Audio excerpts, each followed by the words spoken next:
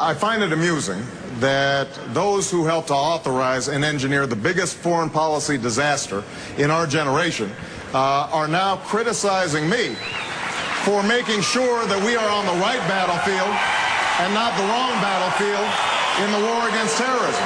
And Chris, respectfully, and you and I are close friends, but the fact is, you obviously didn't read my speech, because what I said was that we have to refocus, get out of Iraq, make certain that we are helping Pakistan deal with the problem of Al Queda in the hills between Afghanistan and Pakistan. But, Chris, if we have actionable intelligence on Al Queda operatives, including bin Laden, and President Musharraf cannot act, then we should.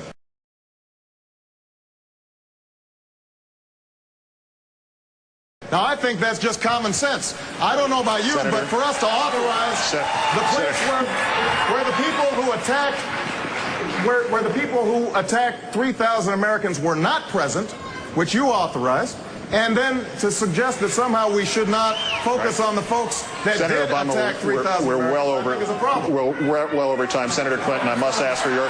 Senator Clinton, give me your response to this. I'm going to give you both a chance here, but Senator Clinton, please give me your response to what we're hearing tonight.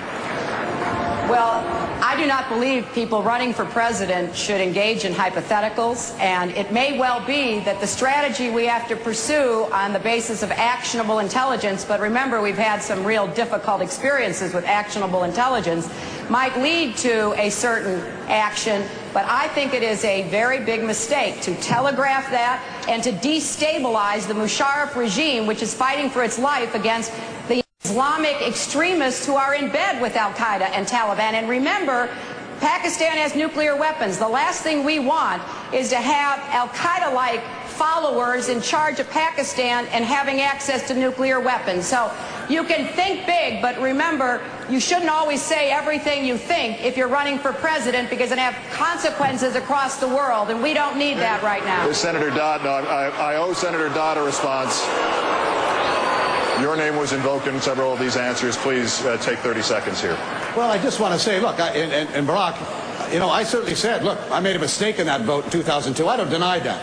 But when you make a mistake, as you will, on something like this, I think if I had the courage, I made a mistake on the vote in 2002.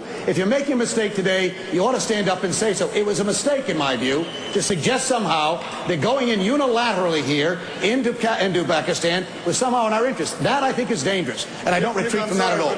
But this came back to me, and so all right, Senator Obama, 30 seconds, and then I have to stop this. I did not say that we would immediately go in unilaterally. What I said was that we have to work with Musharraf, because the biggest threat to American security right now are in the northwest provinces of Pakistan, and that we should continue to give him military aid contingent on him doing something about that. But the fact of the matter is that when we don't talk to the American people, we're debating the most important foreign policy issues that we face.